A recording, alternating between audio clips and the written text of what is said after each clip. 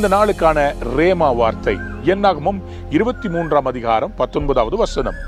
பொய் சொல்ல தேவன் ஒரு மனிதன் அல்ல, மனம் மாற மனுபுத்திரனும் அல்ல. அவர் சொல்லியும் செய்யாதிருப்பாரா? அவர் வசனத்தும் நிறைவேற்றாதிருப்பாரா?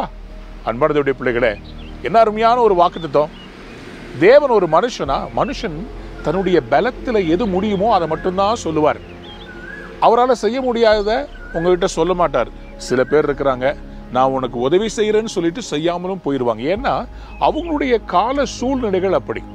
அவங்களுக்கு ஒரு வேளை குடும்பத்தில் ஒரு பிரச்சனை வந்திருக்கலாம், பிஸ்னஸில் பிரச்சனை வந்திருக்கலாம், வாக்கு கொடுத்துருப்பாங்க, ஆனால் நிறைவேற்ற முடியாமல் போயிருக்கலாம்.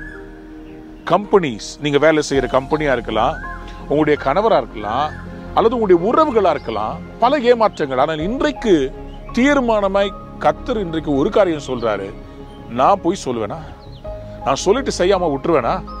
உனக்கு கொடுத்ததை நான் செஞ்சு முடிக்கிற வரைக்கும் கருத்தா இருப்பேன் என்று கர்த்தர் சொல்லுகிறார்.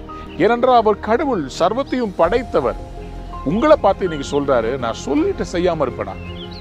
நான் மனுஷனை நான் மாறுறதுக்கு நான் பொய்யுரையாத தெய்வம், உண்மையை பேசுகிற தெய்வம். இன்றைக்கு அவர் உங்களை பார்த்து சொல்கிறார், நான் சொன்னதை நான் செய்து முடிப்பேன். சொல்லியும் செய்யாதிருப்பாரா?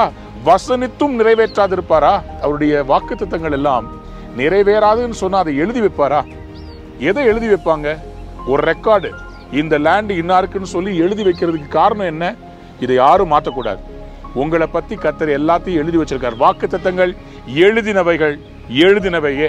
உங்களை பற்றி சொன்ன தீர்க்க தரிசனம் சொல்லப்பட்டது அப்படியே நிறைவேற போகிறது. உங்களுடைய வாழ்க்கையில மிகப்பெரிய திருப்பு முனை வரப்போகிறது. இன்றைக்கு இருக்கிற சூழ்நிலையை பார்த்து உங்களுடைய வாழ்க்கையை டிசைட் பண்ணிடாதீங்க. இது டெம்பரரி.